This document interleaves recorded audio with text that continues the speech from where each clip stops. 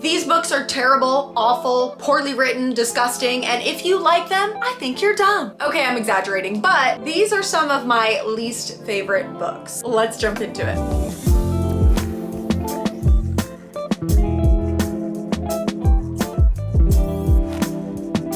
Okay guys, obviously that intro was a major joke. Don't come for me. I know people on Book Talk and BookTube and everywhere get very sensitive about being told that a book is good or a book is bad, or being told that they can or can't like something. I am not here to do that at all. I know a lot of my favorite books are a lot of other people's most hated books, and some of the books that I don't like are very, very popular. So if we have different opinions, totally fine. Reading is very subjective. That's my little disclaimer. Don't come for me. And I'm also not saying that any of these authors are bad, because I will say I've read some of their other work and really liked it. So today we're going to discuss some of my least favorite books that I've read. I'm a very opinionated Taurus. I can't help myself, and I've got opinions, okay? I have some things I want to talk to you about.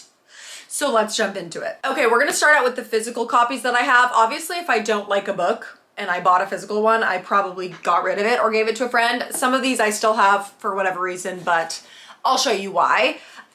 First one that might be glaringly obvious to some people based on the cover is Happy Place by Emily Henry. I will say I didn't hate this book. This is the first Emily Henry book that I've read. So far, I've only read 2 of her books, this one and Funny Story, and that's why I still have this copy, because I have all of her books and I want to read through her entire catalog. I loved Funny Story, okay? Funny Story was a 5-star for me very easily, so this is not a bashing on Emily Henry at all. This one wasn't my favorite, okay? It's a really cute concept. It's very summery. It's about a group of friends who go to the same vacation home every single year, but one of the couples actually broke up but didn't tell the friends, and so they have to pretend like they're still together. And one thing that was really weird, and I think something that really gets me with books, is banter level. And something about the banter in this book was really weird. It like didn't feel realistic to me at all. It was like they were kind of going back and forth and having this flirty little banter, but it was very much like nothing a real human being would say, or at least not me. It was like so witty to the point where I was like, nobody talks like that. And then also I just didn't really love the main characters very much. I never felt super connected to them. The female main character made some questionable decisions toward the end, and I was like, I just don't love the vibes here. Also, the friends were kind of awful, like all around weird characters, weird vibes. Good vibes, actually. I mean, the setting and everything was really cute. I didn't hate it. I think I ended up giving this book a 3-star, which maybe was a little generous, but not my favorite Emily Henry book, I will say that. Okay, next up, I know some of you guys are gonna clown on me for this. It's The Housemaid by Frida McFadden. I know, a lot of people really love Frida books. I read The Inmate by her and I liked that one a little bit more. I just don't think her writing style is for me. The Housemaid is a really cool story. It's basically about this girl who goes to work for a really rich, wealthy family and becomes their live-in housemaid. So she's like cleaning and taking care of the daughter and stuff like that.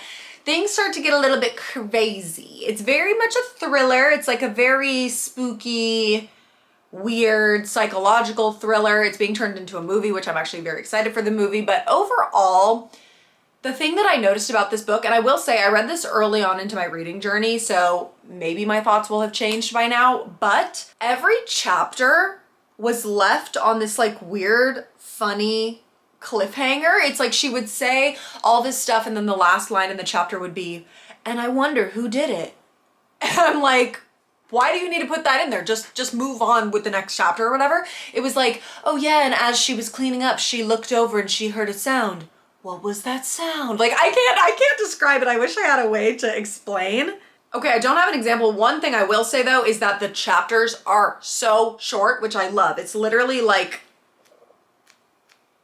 there's like 3 or 4 pages in each chapter and it's amazing. It's amazing. Also, the other thing about Frida McFadden books is that they are so far-fetched. Like, I'm okay with doing a little bit of like, you know, believing and just pretending when it comes to thrillers and fantasy and all that stuff, obviously, because there's like, you know, there's a degree of having to just lock in and pretend like this could actually happen. Some of this stuff is crazy, okay? I will say it's crazy. You guys will have to let me know in the comments if you like The Housemaid, because I feel like it's a love or hate type of book. I just don't think she's for me. I'm also kind of picky with thrillers though. Although I will say there were some crazy twists in here that I didn't see coming. So that has to count for something. Okay, next one. Problematic Summer Romance by Ali Hazelwood. I have a complicated relationship with Ali. I think she is a good writer. I like her writing style. I think she has fun banter. I think she's very intelligent. I've read 3 of her books, 2 of which are going to be on this list. We'll talk about the other one next. I did read The Love Hypothesis by her a while ago, and I enjoyed that one actually, but something about Ali Hazelwood books that I've noticed is she has this kind of trope a lot of times with the female main characters where they're like a quirky, awkward girl, which, you know, we love a quirky, awkward girl, but they're like so awkward to the point where it makes it awkward to read. I don't know how to explain it, but if you guys have read any of her books, you might know what I mean. This one specifically, unfortunately, I hate it, and it was actually because of the man. So let me tell you, it's basically about this girl who goes to her brother's wedding in Italy, and her brother's best friend is an older guy. I think their age gap is like 10 years. I think she's like late 20s and he's early 40s, so maybe it's like a 15-year age gap.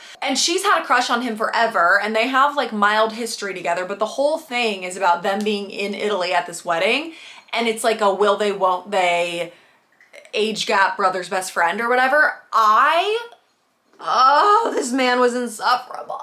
This man was so insufferable. He literally was making the age gap seem like they were like a 50-year age gap. He kept like talking to her like she was a child and kind of referencing her. They like knew each other when she was a minor. Obviously they didn't do anything at that time, but he kept referencing like, oh, you know, she was like a kid last time I saw you, and it's like this whole thing, and it was making it so uncomfortable. And I'm like, you guys are not a big enough age gap to be making it this weird. He was also just like not endearing or charming. It was kind of a grumpy sunshine situation where he was just a little bit more of a serious guy, but it was not in a cute way. Like, it didn't make me be like, oh, you know, I want him to open up or whatever. It was just constant. And the amount of like weird miscommunication. Also, the other thing was that the entire time she was like really trying to get into bed with him, and she was like basically begging.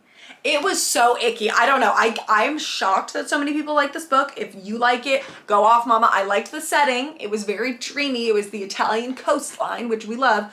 But yeah, no, this one was just no. And the only reason that I finished it, I would have DNF'd it, but it's because I was reading. I actually read this during one of my YouTube videos, if you want to go watch. It was when I was reading books with summer in the title. And I was like, I have to finish the book, you know? And so the other Ali Hazelwood book I would like to talk about is Bride. I did used to have a copy. I think I lent it out to a friend. If you're not familiar with Bride, it's Ali Hazelwood's take on a romantasy, or like I wouldn't even really call it a romantasy. And the thing that I really didn't like about Bride, the main issue that I had, is that it felt like a romance book in a fantasy world, but there was zero fantasy world building. There was no magic system. It was just very slapped together, which she's a romance author, so maybe that was the intention. Maybe it's a good way to get interested in fantasy. I like a fantasy book that has romance in it, where it feels like a complete world and a completely unique magic system and something exciting. So Bride is about a vampire and a werewolf. It's giving Twilight a little bit. I actually kind of completely blocked out what the entire book is about. There were certain parts of it that were exciting. I don't have much to say about Bride, you guys. This is another one that is really beloved by people, though. It really is. So maybe it'll float your boat. Maybe it'll be your cup of tea. 'Twas not mine, unfortunately. The other thing that is interesting about Bride is the nodding. If you know, you know. It is something... Now, how am I going to describe this to be PG enough friendly for YouTube? It's something that a werewolf does with his member, and it kind of hooks you in. I'll say it swells and it hooks you together for a little while. Very interesting concept. Can't say that I was really that into it. So that is involved in Bride, and you know, you guys are just gonna have to let me know if you liked that one. That's all I gotta say about that. Okay, next up we have Twisted Love by Anna Huang. Now, this is one that really I was very excited for. I know the Twisted series is very popular. I read this, again, fairly early on into my reading journey. I unfortunately cannot express to you how much I did not like this book. Mostly because of the male main character. Again, these men are ruining things for me. I need to look this up. I read this so long ago and again, I blocked it out of my brain. Okay, basically this is about this girl named Ava. She's in college and her neighbor is her brother's best friend who's a little bit older and he's like this billionaire and his name is Alex Volkov, okay? I keep forgetting about this book. There was like some crazy thriller level plot twists at the end, but it's kind of like this grumpy sunshine romance where he's a billionaire and he runs this company and all this stuff and they've both got trauma. The thing that really was weird about it was he was very possessive over her. So there were a couple scenes where like they, you know, had a little spicy time in the bathroom inside at like a school event, and then she had some stuff of his on her that he was like, don't wipe it off. It was like stuff like that was a little weird. And then also at the very end, it was like giving stalker. It was like stalker, weird stalker level stalker. So yeah, very crazy. I've heard that the second book in the series, I think, is going to be like, is better. I just, no guys, no, what are we doing? No, I hated it. I feel like this video is actually gonna be quite boring because it's me just being like, well, I literally hated it. I don't know what to say. But yeah, Twisted Love. Not for me. Not for me.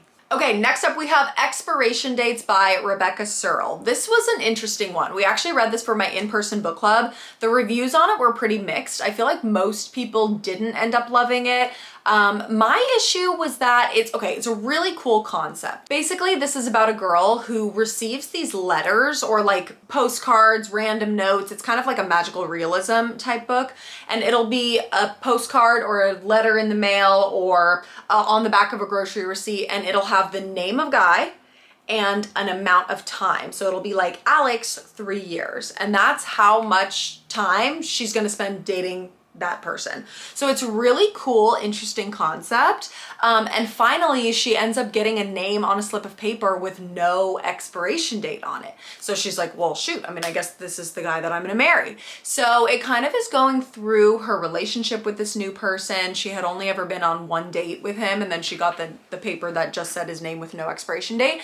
And so she's trying to figure out like, okay, well, I must really like him because I guess I'm gonna marry him. I'll be with him forever, whatever. But then there's like all these other layers of little secret things, and there are some pretty big plot twists in it that I liked. My main issue with it was that the main character's judgment was terrible. She was making decisions that I was like screaming at my book like, what is wrong with you? Why would you do this to this poor man? Like, it was crazy. I also didn't really feel super connected with any of the characters. A lot of it didn't quite overlap, and I didn't feel like we really got any answers. That was the other thing about it that was like a little bit odd. It was pretty short. The writing was odd. It was good. It just wasn't, the character was so insufferable, the female main character, that I was like, I can't get behind it. So that one wasn't like the worst book I've ever read, but it was definitely not one of my favorites. And it did seem to be a kind of a general consensus that as a group in book club, we didn't love it. But I have heard really good things about some of her other books, Rebecca Searle. So I think I want to try and read The Dinner List,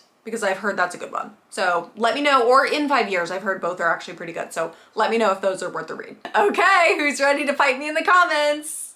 Magnolia Parks. Guys, I was thrilled beyond belief to read Magnolia Parks for the first time. I was so excited for it. It was described to me as the London high society version of Gossip Girl. And obviously, who doesn't love Gossip Girl? It's basically about this girl, Magnolia, who is like a London socialite, and her boyfriend, BJ, and their on again, off again relationship. I cannot explain to you how frustrating this book was. It felt like I was reading the same chapter over and over and over and over and over. The writing style I initially really didn't like. It's very descriptive and poetic and very like philosophical almost. It's not like a typical romance book. I actually grew to really enjoy the writing because there were some beautiful quotes in there. But the story between the two, oh my God, you guys, it's just an on again, off again toxic relationship, very Chuck and Blair.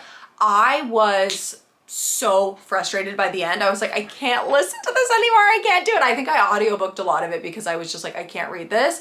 The thing that I did really like about the book though is that they were very descriptive of the fashion that everybody wore, because I feel like for Gossip Girl it's the same thing where it's like you're wearing the Chanel little jacket with the Givenchy little boots. Like it was like all like that. And there were actually Instagram pages dedicated to the outfits. So it's like you can go chapter by chapter and it's like, oh, in page 21 she mentioned this outfit, and people have pulled together a collage of what it looks like, which is really fun. But overall the actual characters, no, I hated it. And I've been told the Daisy Hates books are much better. You couldn't pay me to read that. I mean, you could probably pay me to read it, but it would have to be a lot. So I'm really sad that I in fact didn't love Magnolia Parks, because I feel like I'm kind of missing out on something. That was like what the cool kids were really into recently.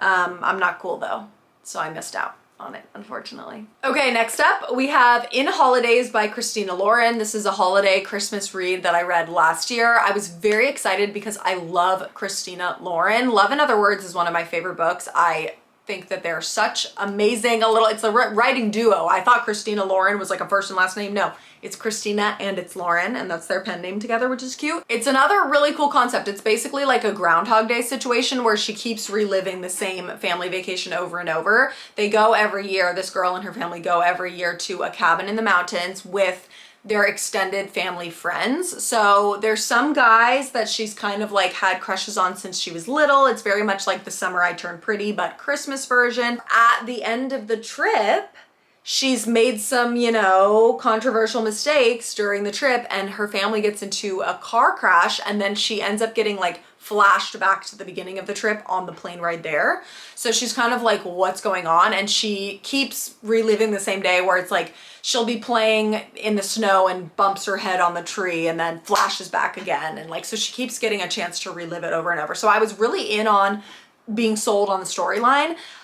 I never really felt compelled with the pair, like the main two who they were setting us up to be the couple.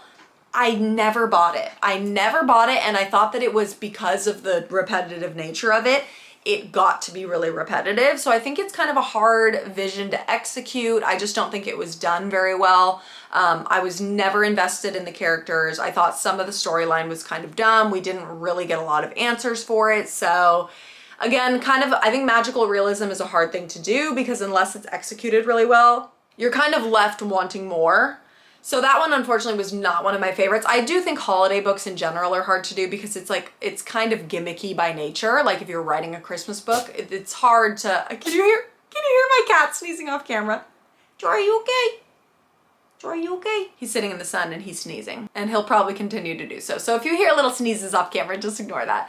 But yeah, I feel like holiday books are kind of hard to do in general because it is a little bit kind of gimmicky, but not one of my favorites. Okay, last but not least, I think this might have been the only book I've ever given a 1-star rating to. Now that I think back to it, maybe that was a little harsh.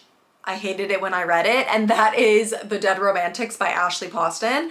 I actually read 7 Years Slip by her and loved it. I think I gave it a 4-star. She's known for her magical realism. Something about this book specifically, oh my God, it's the concept is kind of crazy. It's basically about a girl who sees ghosts, and she can like see and talk to ghosts, and her family is in the mortuary business. Like her family runs a funeral home, and she kind of meets this guy on a night out and has a little flirty thing with him. And then later she realizes that he was hit by a car or something, and she starts seeing his ghost around. And first of all, it's actually quite sad because her father in the book passes away. So she has to go back home to her hometown, which she's really stressed about. She has to help with the business. She has to help with the funeral and stuff. And now it's got this added layer of there's this ghost man that's like coming around with her and following her around. And she ends up like falling in love with this ghost man.